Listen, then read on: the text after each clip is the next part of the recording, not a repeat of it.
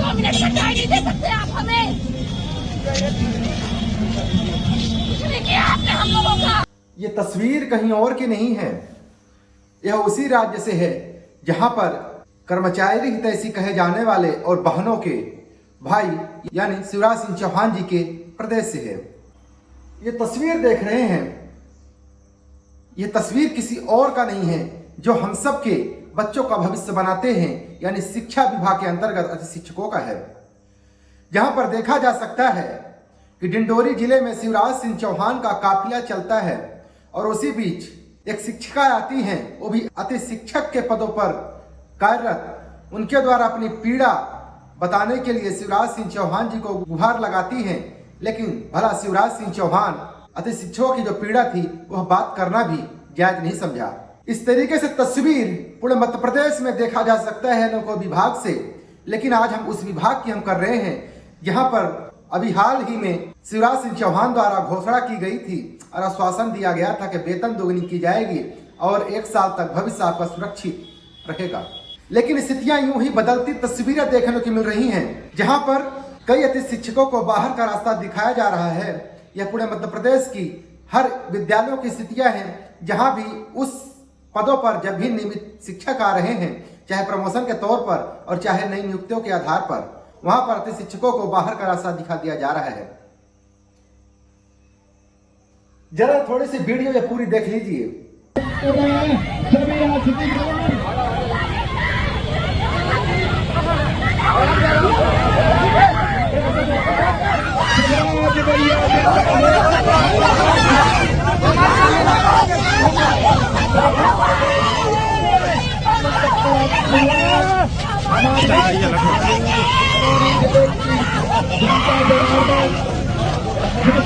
माननीय मुख्यमंत्री जी के स्वागत में उमड़ी है।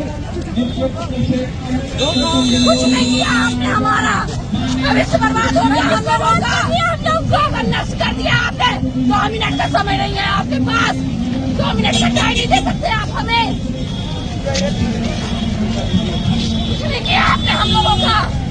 छोटे को छोटा करते हैं आप, दिखा रहे हैं आपकी सरकार पर आपने।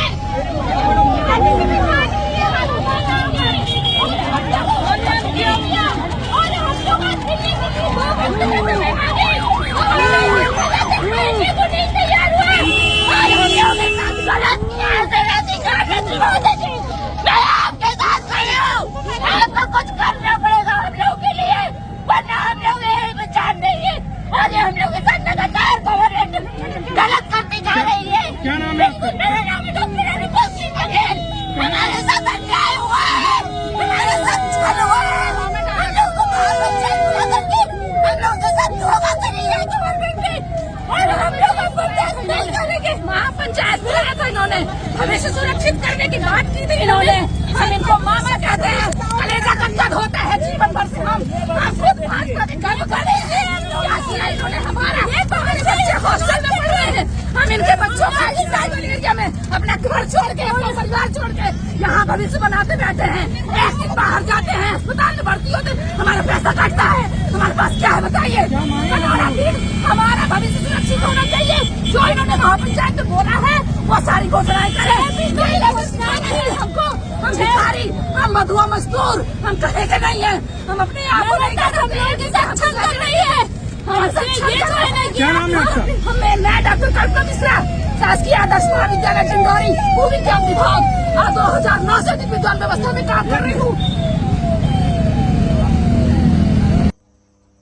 आप देखें किस तरीके से शिक्षिका चिल्लाती रही, अपनी पीड़ा बताने के लिए यानी अपनी पीड़ा को व्यक्त करने के लिए शिवराज सिंह चौहान को रोकती रही, लेकिन भला शिवराज सिंह चौहान का काफिला तो रुकने वाला ही नहीं था, क्योंकि ये दावा तो करते हैं कर्मचारी हितैषी की, लेकिन शायद है कि इनके बाहरी रूप और अंदर के रूप में धरती और आसमान का फर्क है।